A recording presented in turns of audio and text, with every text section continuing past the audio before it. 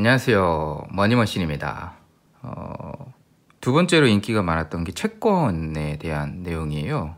이제 파일럿 개념으로 여러 가지 투자에 대한 간단한 제 의견을 얘기를 했었는데, 그 중에서 이제 두 번째로 인기가 많았던 것, 가장 많은 사람들이 찾던 것들이 바로 이 채권에 대한 겁니다. 그래서 오늘은 좀 채권을 해볼게요. 채권이란 채권의 정의인데, 사실 그 채권이 좀 내용이 어려울 수가 있어요. 실제로 그 증권 관련된 그런 자격증들 중에 가장 많은 그 비중을 차지하고 가장 어려운 내용들이 바로 이 채권에 대한 내용입니다. 그래서 오늘은 아주 기초적인 내용들만 최대한 쉽게 해보도록 하겠습니다. 네. 이제 정부, 공공단체, 법인, 주식회사 등이 자금을 조달하기 위해서 투자자를 대상으로 발행하는 차용증서다라고 되어 있죠. 네. 차용증서죠. 투자자들을 대상으로. 투자자들이 돈을 빌려주는 거죠. 네, 그렇게 보시면 될 것 같습니다. 돈을 빌려주는 거다. 내가 투자자니까 내가 돈을 빌려준다라고 생각을 하시면 되고요. 구성 요소는 이제 만기일, 액면가, 이자율 뭐 이렇게 되어 있는데, 만기일은 사실 장내 매도가 가능한 것들은 큰 의미가 없죠. 그래서 액면가하고 이자율을 좀 봐야 되는데, 액면가라고 하는 것은 이제 채권 가격을 말하죠. 실제 채권의 가격입니다. 그리고 이자율 같은 경우는 이제 쿠폰이라고도 하죠. 기본적으로 채권 요렇게 쿠폰이 달려 있었습니다. 뭐 1년짜리로 해서 이걸 뭐 12개라고 쳐봅시다. 과거에는 이걸 종이로 실제로 거래를 했기 때문에 여기에 요 한 개가 바로 1개월치의 쿠폰이 되겠죠. 여기에는 뭐 이자율 연 3%라고 해봅시다. 연 3%니까 당연히 12개월로 나눠지겠죠. 여기에 대한 요 이자를 지급해 줬습니다. 이 쿠폰을 떼서 들고 가면 문어발처럼 이렇게 만들었던 거죠. 실제로 과거에는 이랬는데 지금은 이제 다 서류로 안 하고 문서로 안 하고 다 이제 그 온라인으로 되어 있죠. 그래서 이 두 가지는 꼭 알아야 됩니다. 네, 기본이기 때문에 그렇게 보시면 될 것 같고요. 구성 요소는. 그 다음에 이제 특징인데요. 수익성은 이자소득, 뭐 여기 이자율에 대한 거죠. 그 다음에 자본소득이 있습니다. 요거 이제 채권 가격에 대한 겁니다. 채권의 액면가가 있고 나중에 이게 가격이 변동되면 그거를 이제 시장가라고 하게 되죠.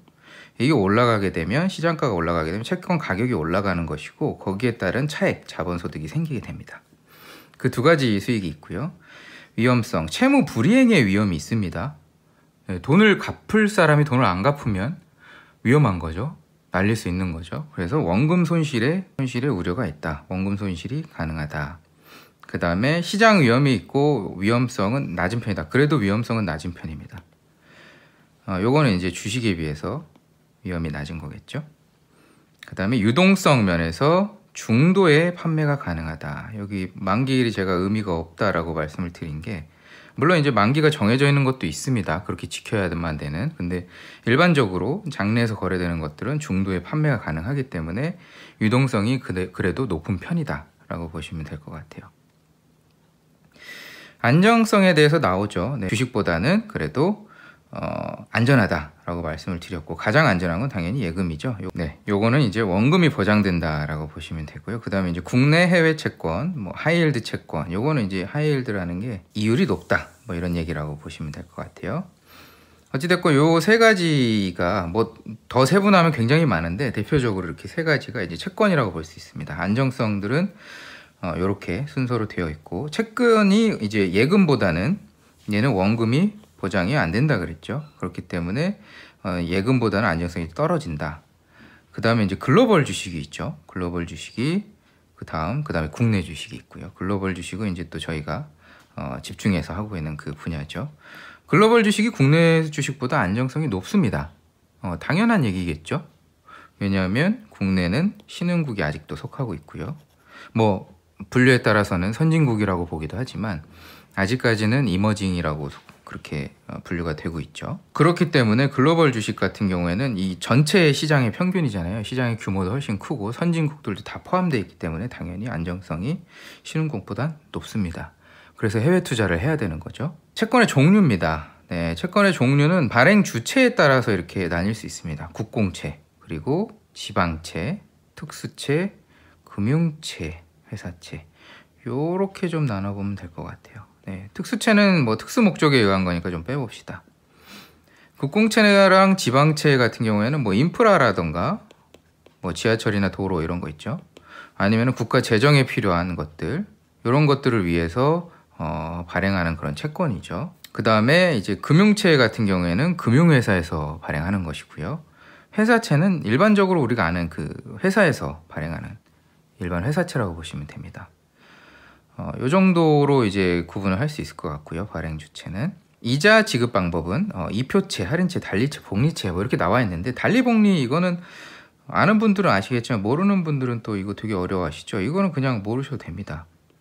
간단하게만 설명을 드리면, 달리는 매년 똑같은 이율을 주는 거고, 복리는 내가 이자로 받았던 거에 대한 이자도 또 받는 거죠. 그래서 이제 기하급수적으로 늘어나는 거 이제 복리라고 하는데, 그 정도만 알고 모르셔도 됩니다. 그리고 이제 할인채라는 게 있죠. 네, 할인채 같은 경우에는 채권의 가격이 만약에 100이다 라고 하면 요거를 처음에 매수할 때 할인해서 디스카운트를 해서 95에 주겠다는 겁니다. 그러면 5를 할인받아서 사는 거죠. 그리고 이게 나중에 만기가 되면 100을 받는 거죠. 여기서 5를 할인해서 샀기 때문에 5에 대한 차익이 생기죠. 네, 요 정도로 할인채는 알아두시면 될 것 같고요. 아까 말씀드렸던 이표채가 뭐 일반적으로 이렇게 돼 있는 일반적인 그런 채권을 의미합니다. 여기 이렇게 이자가 표시되어 있는 채권을 이표채라고 합니다. 상환 기간에 따라서 단기, 중기, 장기채가 있다. 뭐 이렇게 나와 있는데, 뭐 1년, 3년에서 5년, 10년 뭐 이렇게 얘기해요. 근데 이제 요거는 뭐 다를 수 있어요. 기준에 따라서. 해외 미국 같은 경우에는 30년 이상을 또 장기채로 보기도 하고요. 10년을 중기채로 보기도 합니다. 이거는 뭐 국가라던가 여러 가지 상황에 따라 다를 수 있으니까. 근데 일반적으로는 1년, 3년에서 5년, 10년이다 라고 보시면 될 것 같고요. 모집 방법은 이제 사모하고 공모하고 있는데, 사모 채권, 사모펀드랑 유사한 겁니다. 이렇게 되어 있고, 사모는 49명까지밖에 모집을 못합니다. 그리고 1인당 1억까지일 거예요. 1억부터일 거예요. 1억부터. 이런 조건이 붙습니다. 그렇게 해서 49인만 이렇게 모집을 해서 폐쇄적으로 하는 걸 사모라고 보시면 됩니다. 사모펀드도 똑같은 개념이고요. 네, 공모 같은 경우에는 이제 시중에 상품이 공개되어 있는 그런 제품이죠. 뭐 액수의 제한도 없고요.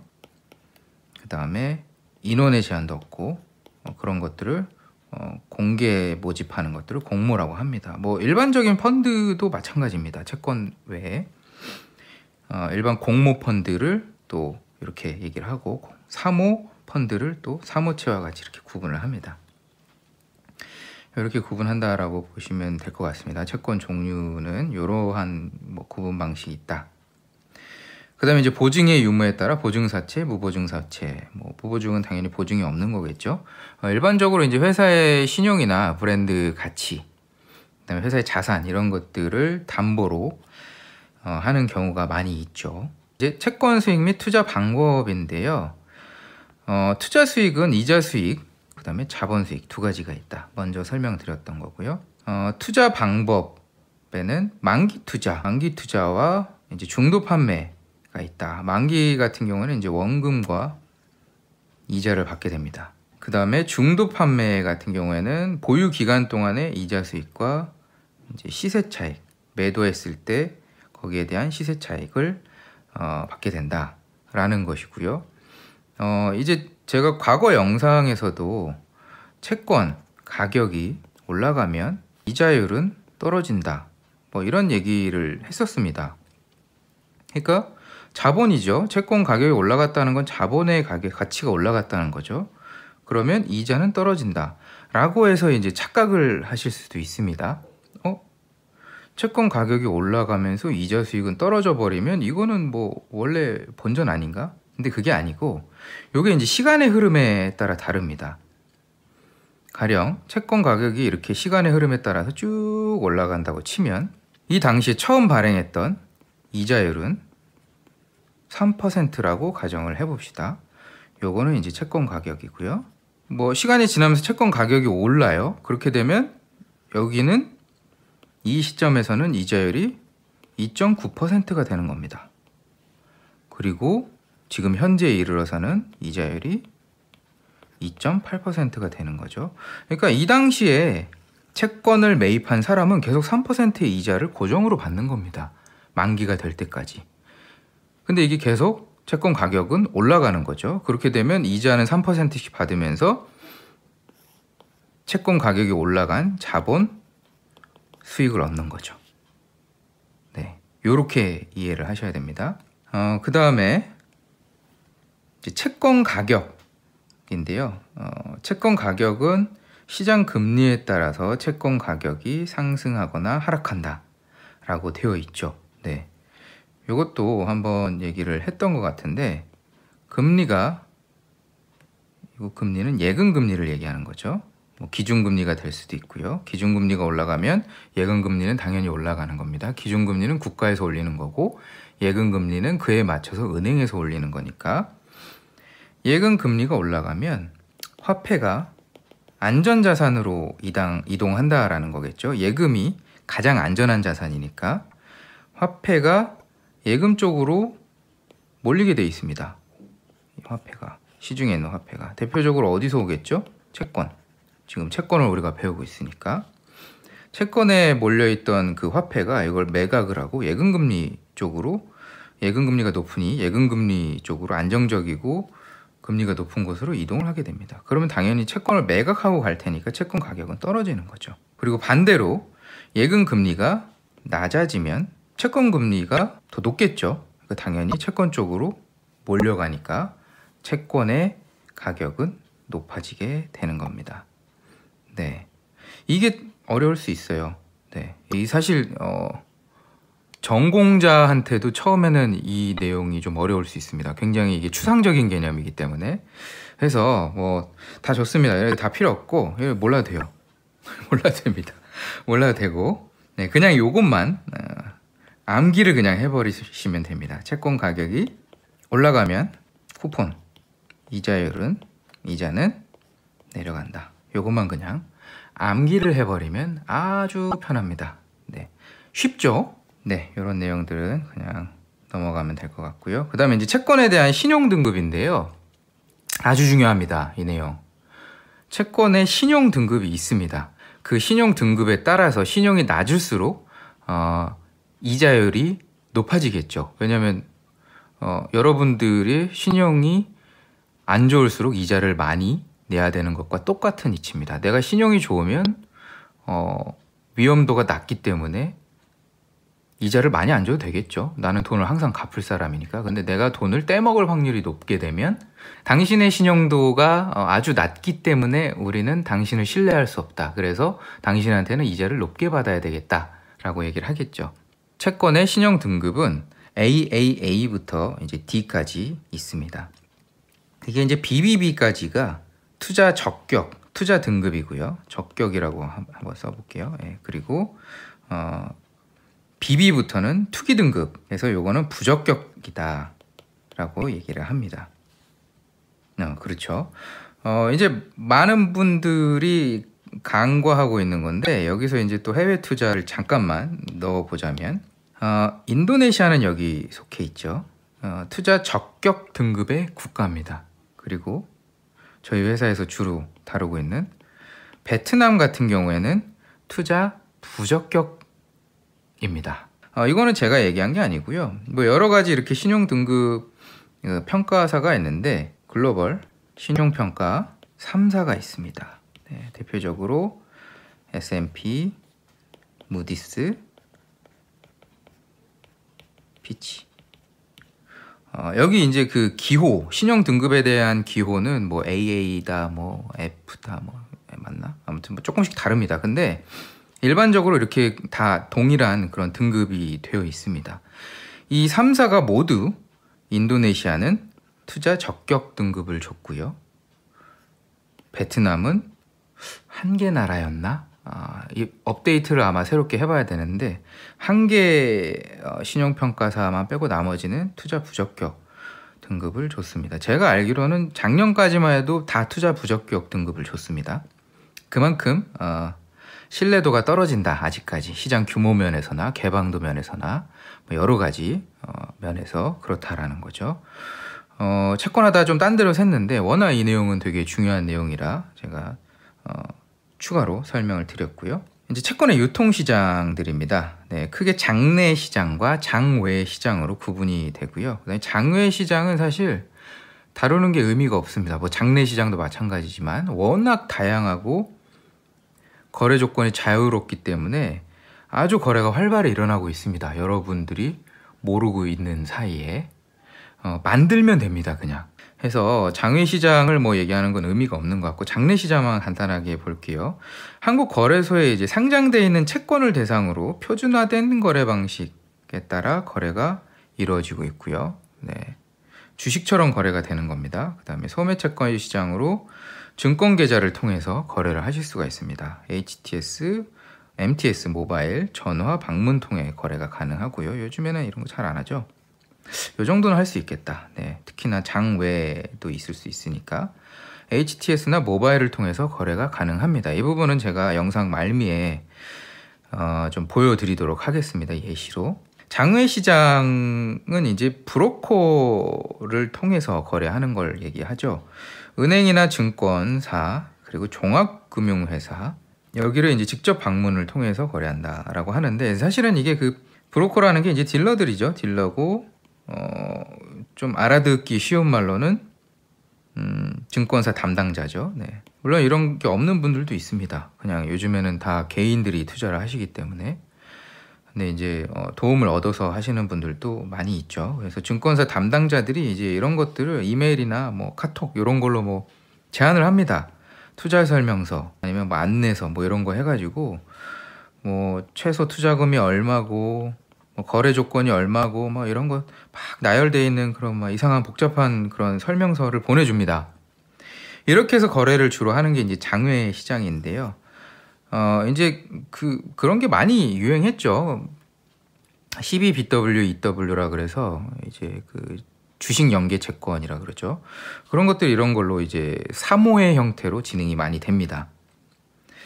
그래서 이런 것들은 워낙 다양하기 때문에 조건이나 뭐 이런 것들이 여기서 다 말씀을 드릴 수는 없을 것 같고요. 어찌됐건 이렇게 해서 제안이 들어간다. 그러니까 이런 제안을 받아본 적이 없다. 그러면 나는 내 자산이 얼마 없구나. 왜냐면 이런 것들은 그래도 보통 1억에서 2억이 미니멈이기 때문에 요즘에 1억짜리도 잘 없더라고요. 어찌됐건 뭐 그래서 좀 자산이 있으신 분들한테 이런 제안이 들어가겠죠. 장내 채권 현재가, 장내 채권 매매, 장외 채권 매매 뭐 이렇게 쭉 나와 있죠. 그래서 장내 채권 매매를 들어가시면 이렇게 해서 나오고요. 여기를 클릭하시면 상품을 이렇게 볼 수 있습니다. 보시면 표면금리, 뭐 만기일, 발행일 뭐 이렇게 쭉 나와 있죠. 만기일 엄청 길죠. 이런 것들은 계속 장내에서 사고 팔 수 있는 거예요. 표면금리를 보면 여기 쭉 나와 있죠. 여기 이자율입니다. 그래서 요거를 한번 볼까요? 여기 회사 거를 한번 볼까요? 두산건설 뭐 여러 가지가 있죠. 이게 발행 시기에 따라서 계속 이렇게 하는 건데 이걸 이제 어떻게 보면 롤오버 한다라고 볼 수 있겠죠. 두산건설 92, 93, 94 매년 발행을 하는 겁니다. 왜냐하면 돌아오는 만기들이 있기 때문에 그걸 이제 막기 위해서 사실 뭐 돌려막기죠. 그래서 보면 표면금리가 그때그때 다릅니다. 19년도 만기가 19년도인 거, 발행이 16년도죠. 이거는 3%고요. 그 다음에 발행일이 17년도인 것은 2.5%, 그리고 18년도에 발행한 것은 4%. 이렇게 되어 있습니다. 그때그때 이제 다른 거죠. 이 4%짜리 한번 열어볼까요? 이렇게 보면 실제로 이렇게 매수를 할 수 있게 되어 있습니다. 단가 나오고 수량이 나옵니다. 10개, 매수 금액 9원. 뭐 이렇게 해가지고, 매수할 수 있도록 그렇게, 플랫폼이 구축이 되어 있습니다. 이렇게 해서 매수를 하면 되는 거죠. 장내에서 이 실시간 흐름으로. 그리고 이제 채권 같은 경우에는 시간이 9시에서 오전 9시에서 오후 3시까지입니다. 이제 주식 시간보다 조금 더 짧죠. 그렇게 해서 거래를 할 수 있다라고 보시면 되고, 이게 사실 상세 정보가 잘 안 나와 있어요. 이 채권에 대한. 그래서 채권에 대한 정보를 확인하시려면 이렇게 그 홈페이지에 가야 나옵니다. 여기서 금융상품, 여기는 안 나오네요. 네.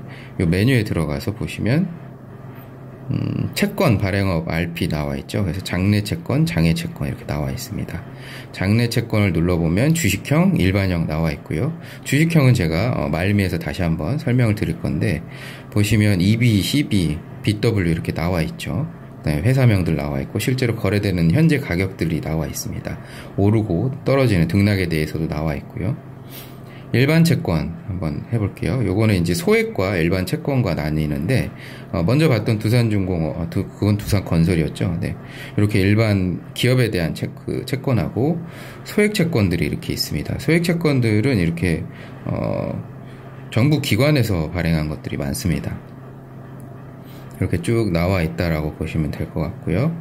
이제 장외채권 시장이 또 있는데, 개인 법인 이거 구분 없습니다. 이거 주체 문제인 거고. 그래서 보면 이렇게 쭉 나와 있습니다. LG화학, 그 다음에 뭐 토지주택채권, 이런 식으로 장외채권이 있죠. 이런 것들은 따로 계약서를 쓰고 진행을 해야 되는 그런 거라고 보시면 됩니다. 이 장내채권에서 한번 이 내용을 한번 볼까요? 두산중공업 상세를 보시면, 제가 이제 설명드렸던 내용들, 그리고 앞으로 뒤에 설명드릴 내용들이 여기 나와 있습니다. 신용 등급, 그 다음에 표면 이율, 만기 보장률, 그 다음에 만기 상환율. 여기서 안 건드린 내용들도 있는데, 뭐 이렇다는 거죠. 그 다음에 이제 이표채다, 이자 지급 방법은. 그 다음에 고정금리로, 확정금리로 이제 지급을 하고, 만기는 2022년이다. 제일 중요한 거는 표면 이율, 그 다음에 뭐 신용 등급이 될 수도 있겠고, 제일 중요한 건 표면 이율, 그 다음에 이표채 고정금리로 준다, 만기는 이거다. 요것만 알고 있으면 되죠, 사실. 그리고 이제 상품 정보를 보면 이런 식으로 나와 있습니다. 발행일도 나와 있고요. 이자 지급 기간은 3개월. 3개월마다 한 번씩 지급한다는 거죠. 연이율이긴 하지만. 뭐 이런 내용들이 나와 있습니다. 그러니까 사실 채권에 투자하려면 지금 제가 소개해드리고 있는 내용들을 당연히 알아야 됩니다. 그것도 모르시고 그냥 추천해주는 것만 가서 좋다고 하니까 좋은가 보다 라고 사시면 뭐죠? 네, 그렇죠. 호객님 되시는 거죠.